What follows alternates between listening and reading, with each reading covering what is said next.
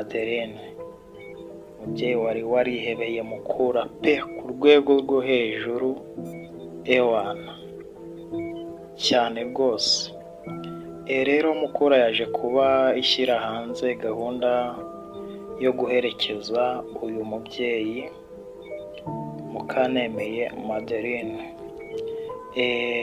Uyu mubyeyi azaherekezwa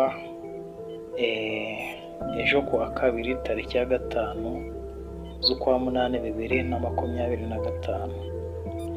Ukuntu gahunda yapanzwe n'ubuyobozi bwa Mukura Victory Sport, saa 2 ni ugufata umubiri mu buruhukiro bw'ibitaro bya CHUB, saa 3 kugera saa 5 ni ugusezera bwa nyuma kuri uyu mubyeyi Mukanemeye Madeline aka Mama Mukura.